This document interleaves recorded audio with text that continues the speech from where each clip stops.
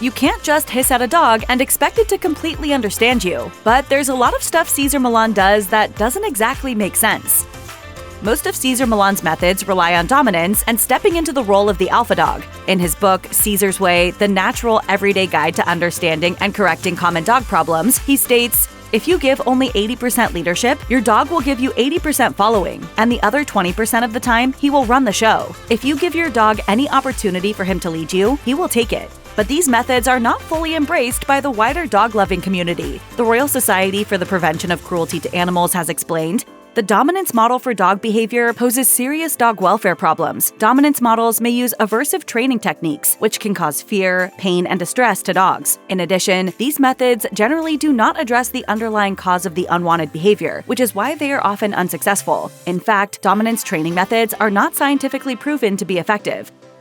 Millan's flawed dominance theory appears to come from a misunderstanding of the very nature of dogs and their evolution. As he wrote in Cesar's Way, wolves are disciplined not only when they hunt, but also when they travel, when they play, and when they eat. Nature doesn't view discipline as a negative thing. Discipline is survival. Author and dog expert Mark Durr spoke out against this concept in a 2012 op-ed for Psychology Today. He highlighted research done by naturalist L. David Meach, who observed, dominance contests with other wolves are rare, if they exist at all. In general, there are several differences between how dogs and wolves interact with people. While pet dogs are dependent on their owners to learn, wolves use trial and error. Dogs and humans are also unique in how positive interactions between the two release oxytocin and strengthen bonding. On his various shows, Millan has utilized flooding, a controversial technique that involves overexposing dogs to stimuli that causes undesirable behavior. In the Cesar 911 episode, Izzy in a Tizzy, a black lab named Izzy becomes aggressive towards anyone entering her space. Millan gets his camera operator, who's a stranger to Izzy, to enter her space and remain until her aggression subsides. The moment Izzy starts to attack, I'm snapping her mind out of her territorial state. In response to the practice, the International Association of Animal Behavior Consultants released a statement that read, when flooding is used in animal behavior change and training, the learner is not given the choice to engage with the stimulus or stimuli. Such interventions can cause significant trauma to the animal learner. Clinical animal behaviorist and author Hannah Grice-Dipp has also written about the adverse effects of flooding. As she explains on her website, it can reinforce negative associations and create a lack of trust in your pet, while also noting, flooding can result in a traumatic experience for dogs. Being overwhelmed by a fear-inducing stimulus without any opportunity to escape or seek comfort can lead to extreme distress, anxiety, and potentially long-lasting psychological harm. The Izzy in a Tizzy episode also features another common tactic employed by Millan, purposely encroaching on dogs' safe spaces, cornering them, and not allowing them to escape. Safe spaces are fundamentally important when introducing dogs to a new home, and it's essential to let them have that area for themselves. Invading a space with a stranger and provoking fear can also lead to someone getting bitten. Furthermore, as trainers Kelly Lee and Rochelle Gannon explained on their website Dogkind, when your fearful dog doesn't have to worry about getting their basic needs met or hiding from people or other pets, they become more motivated to explore and interact with their environment in positive ways. And as certified dog behavior consultant Kathy Madsen wrote for Preventative Vet in 2019, by giving your dog the choice to leave a situation, you increase their confidence in dealing with uncertain or stressful situations. This can help prevent unfortunate bite incidents between the family dog and children.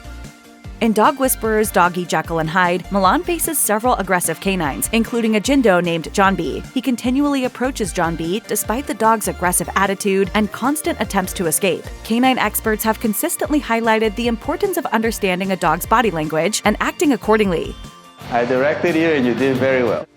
Professional dog trainer and author Dan Abdelnour has outlined a more commonly accepted method of dealing with an overly aggressive dog on his website, The Online Dog Trainer. As he notes, if your dog shows signs of fear, give them space and remove them from the situation. Never force interaction. Abdelnour also emphasizes the importance of realizing early warning signs so that they don't get worse. Recognize subtle signs like yawning, lip licking, whale eye, showing the whites of their eyes, pacing, panting, tail tucking, or shaking. These indicate your dog is uncomfortable before they escalate to growling or snapping. Abdelnour also emphasizes being the pack leader of a home in his training courses, but that's not about forcing dominance. Positive reinforcement and understanding your dog's triggers and body language are key to guiding them toward good behavior. In contrast, ignoring their feelings and forcing a reaction doesn't lead to positive results. In a technique known as the alpha rollover, Millan forces dogs onto the ground to exert dominance and get them to submit. This action is grounded in the idea that dogs exposing their underbellies is a sign of submission, and forcing them into this position evokes that response. But there's a vast difference between how dogs use this technique to diffuse a situation compared to when a pet owner utilizes it. One of the more infamous moments of Dog Whisperer happened during the Season 4 episode Dark Shadow, as Millan attempted to hold a Malamute mix named Shadow down in a submissive position. The problem with this technique is that dogs give each other many other signals before presenting their belly submissively. This maneuver doesn't come out of nowhere in canine reactions, and an owner utilizing it will only confuse the dog and potentially prompt it into a fighting mood. As veterinarian Lisa Radasta wrote for Pet MD, "Fear doesn't equal obedience, it just equals fear. If you just won't give up on the idea that your dog should submit to you, why don't you just teach your dog to lie down on his side? Then, when you want to show him that he should be submissive, you can just ask for it." What we want is calm, submissive state. See, what we asked the whole time was calm, submissive state.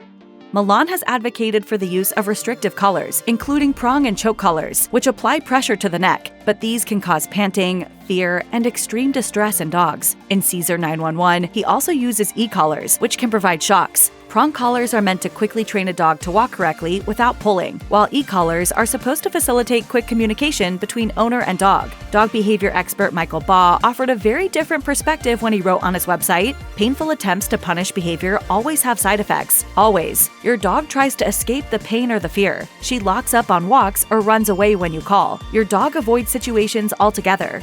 And the Royal Society for the Prevention of Cruelty to Animals has stated, as well as being painful and distressing, prong collars and other similar techniques don't teach positive dog behavior. In fact, they're likely to cause confusion. The pain a dog feels when wearing one might have them relate it to something else completely. It's also worth noting that prong and shock collars have been banned or restricted in several countries, including the Netherlands, Scotland, Austria, and Spain.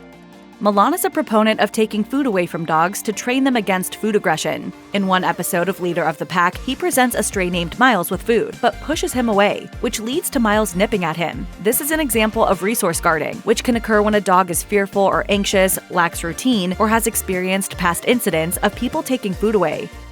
It's very important that he doesn't bite the hand that feeds him. But Millan's method contradicts the widely held belief that you shouldn't disturb dogs while they're eating. Instead, it's best to always proceed with patience in these situations. According to veterinarian Janine Berger, better approaches include being aware of body language, making a plan, providing a relaxing environment, and working towards a positive response. As she advises on Pet MD, never challenge a dog for his food. Berger also notes, the underlying cause for food guarding could be a medical condition and will need to be addressed by a veterinarian or a board-certified veterinary behavior specialist. According to Cesar Millan, part of exerting dominance over dogs involves intense eye contact. In the Season 9 episode of Dog Whisperer, Caesar's Worst Bite, he forcefully stares down a Labrador named Holly, who reacts uncomfortably as she looks to her owner for help. But as professional dog trainer Sassafras Patterdale wrote for the American Kennel Club's website, for a dog, a stranger staring at them might be seen as a challenge, threat, or something to make them uneasy. If they feel overstimulated, these pets might react by trying to end the uncomfortable interaction and getting you to move away. This might manifest as a change in body language, barking, lunging, snapping, or even biting. Establishing eye contact while training is essential to getting a dog to follow your commands, but that's not the same thing as staring to make it uncomfortable. Another technique in Millan's repertoire is a finger jab accompanied by a tish sound. As he once explained on Cesar 911, it is the same thing as saying no, the same thing as giving affection to a dog. It's the same thing as giving a cookie to a dog. It's the same thing as pulling the leash at the right time. It's about timing, and it's also about the intensity. It's a sound that has to create an impact in the mind of a dog. Many trainers, however, disagree with the practice of a single sound conveying a wide range of intent. As Allegra Kao and Vicki Charlson of The Naked Dog explain, expecting our dogs to understand secondary meanings for words is confusing and unnecessary. Each word should have only one meaning, and we should use the same word for the same concept or behavior every time. According to psychology professor Stanley Coren, a leading expert in canine intelligence, dogs can learn up to 165 words, with some intelligent breeds reaching up to 250. One thing you will not see Cesar Millan do while training dogs is offering positive reinforcement with treats, play, or verbal praise. But many trainers and veterinarians have spoken about the benefits of this practice. Dr. Perveen Ferhoudi, who began animal training in 1974, explains on her website Behavior Matters, when there is an emphasis on positive reinforcement, training becomes a shared experience that leads to a powerful bond of trust and cooperation. When teaching is done without compulsion, the animal works towards something at once and becomes a willing and eager participant in the training process. Mary Thompson of Happy Hound University also has a rosy outlook on positive reinforcement's ability to work for all dogs. As she puts it, positive reinforcement always works if done properly, and if you are using something the dog actually finds reinforcing. Thompson also points out potential pitfalls like giving up too soon, not offering the proper reward for the situation, and exceeding a dog's threshold for what it can handle.